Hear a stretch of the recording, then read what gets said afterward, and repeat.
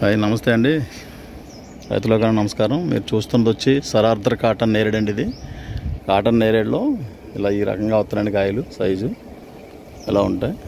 ఈరోజు వైజాగ్ నుంచి మా దగ్గర ఎప్పుడు మొక్కలు కొని కస్టమర్లు వచ్చారు. వచ్చినాయి కాబట్టి 2 కాయలు తయారైన ఉన్నాయి కాబట్టి మనం వాళ్ళకి ఇవ్వగలుగుతున్నామండి. ఇవి ఒకసారి తిని చూసి టేస్ట్ ఎలా ఉంటుంది ఏంటని చెప్తారు. ఒకసారి చెట్టు కూడా చూపిస్తాను చూడండి మీకు.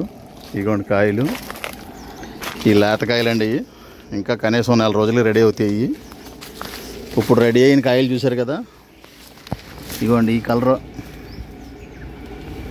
కలర్ వచ్చిన తర్వాత ఈ కలర్ నుంచి బ్లాక్ అవుతాయి అనమాట అండి. బ్లాక్ అయితే చాలా బాగుంటుంది టేస్ట్. చెట్టు మీదే ఒళ్ళిపోయేంత వరకు, బాగా రైపనేంత వరకు ఉంచితే మాత్రం చాలా బాగుంటుందండి. మధ్యలో ఎప్పుడు గుర్తొస్తే అప్పుడు కొయ్యకండి. వీడియోల కోసమనో లేకపోతే ఎవరన్నా చూస్తారనో గబగబా కోసేయకండి. కాయ బాగా రైపనైన తర్వాత పోతే మిమ్మల్ని చూసి ఎదుటి వాళ్ళు మళ్ళీ మోటివేట్ అవుతారు. సరే ఇవాళ వీడియో చేస్తున్నాం కదా అని చెప్పేసి పచ్చి పిందులు తయారవ్వకుండా ఉన్నాయి, మిడిల్ తయారులో ఉన్నాయి కోసేస్తున్నారు. అలా చేయకుండా ఏ కాయ అయినా సరే చెట్టు మీద పరిపక్వానికి తయారైన తర్వాత కోస్తే దాని రుచి, దాని టేస్ట్ ఏంటన్నది తెలుస్తుంది అనమాట. ఇప్పుడు మాకు మేడం గారు వచ్చారు, ఆవిడ ద్వారా మీకు తెలియబరుతాను చూడండి. అది చూడండి మేడం గారు, అది చెట్టు మీద 100% తయారైన పండు అనమాట అండి. అది అలా ఒళ్ళిన తర్వాత, స్కిన్ ఒళ్ళిన తర్వాత, చర్మం ఒళ్ళిన తర్వాత, ఈ రకంగా చర్మం ఒళ్ళిన తర్వాత తింటే అండి ఆ టేస్ట్ ఉంటుందండి. మరీ ఎర్రగా ఉన్నప్పుడు కొయ్యకూడదండి. బాగా ప్యూర్ బ్లాక్ అయిపోవాలి అంటే నీరు ఎక్కువ ఉంటే కాయ పగిలిపోయి గుణం ఉంటుందండి, బలం ఎక్కువైపోయి. నీరు తక్కువ ఉండాలి. నేరేడు చెట్టు నీటితో పెంచిది కాదు, నీళ్ళు ఇవ్వడం వల్ల అదొక ఇబ్బంది అవుతుంది అనమాట. అది తిని చూడండి. సార్ని కూడా సార్ రమ్మనండి.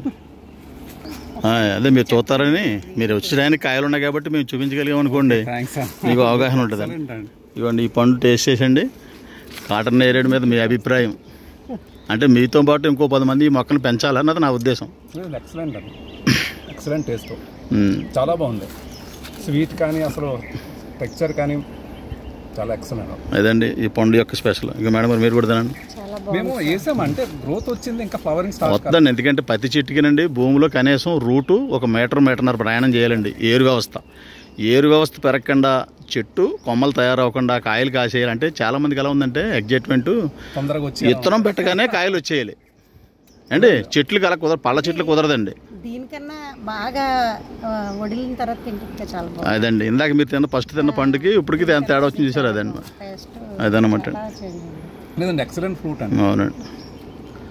అదే ఏం కాదండి, కొన్ని మొక్కలు ఎలాగంటే అవేర్నెస్ లేదండి జనాల్లో. కొంచెం ఏంటంటే టైం కూడా లేదని పాపం వాళ్ళకి చెప్పబోవడం అండి. కొంతమందికి ఏమో ఇల్లు ఉంటుంది, భూమి లేదు, భూమి ఉంటుంది, పైన 15,000 ఆర్నమెంటల్ ప్లాంట్ మీద పెట్టేసుకోవాలి ఇంతకుముందు మేము. తర్వాత మీ వీడియోస్ చూసి ఇన్స్పైర్ అయ్యాము దీంట్లో. పోన్లేండి, సంతోషం. ఏం కాదండి సార్, పళ్ళ మొక్కలు పెంచడం వల్ల మీకు మంచి ఫుడ్ లభిస్తుందండి. ఆక్సిజన్ వద్దని శరీరానికి కావాల్సిన అన్నీ కూడా ఉపయోగపడతాయండి మనకి. అంటే అన్నీ మనకు తెలియకుండా జరుగుతాయి. కాకపోతే ఏంటంటే ఇప్పుడు ఉన్న పిల్లలకి, జనరేషన్కి మీ ఇంటికాడే కుండీలో చెట్టు చూపించారనుకోండి, దాని మీద మమకారం అంటే దాన్ని బట్టి వాళ్ళు కూడా మనం కూడా చెట్టు పెంచాలి. అలాగే అండి. ఇప్పుడు ఉంది మీకు ఉంది, చూపించానండి కాయ చూపించి. సరే ఓకే అండి. ఓకే సార్, చాలా సంతోషం అండి. మా మొక్కలు పెంచి మమ్మల్ని గుర్తుపెట్టుకోవడమే మాకు ఆనందం అంతే. ఎందుకంటే చెప్పండి, ఇందులో ఒకటండి, మీరు ఇచ్చిన మనీ మా దగ్గర అనేక రకాలుగా వెళ్ళిపోద్దండి, ఉండదండి. కానీ ఏంటంటే మా మొక్కతో మేము ఎప్పుడూ మీకు గుర్తుంటాం అంతే అండి. అదే దాని కాన్సెప్ట్ అండి. ఓకే ఓకే, సంతోషం అండి. ఆనందం. ఇలా చూసారా, మాకు చూపిస్తున్నారు చూడండి వాటర్ యాపిల్స్ ఎలా వచ్చినాయి. నా ఉద్దేశం ఏంటంటే అండి, భూమి ఉన్న వాళ్ళకి 2 చెట్లు ఉండాలండి. భూమి లేకపోతే కుండీలైనా సరే ఒక చెట్టు పెంచుకోవాలి అన్నదే నా కాన్సెప్ట్ అండి. నేను అలా పెట్టుకున్నానండి. ఈ చెట్టు నుంచి మనకండి అన్నీ వస్తున్నాయండి. అవునండి. Okay sir, thank you sir, thank you. చెట్టు అయితే బాగా గ్రోత్ వచ్చింది.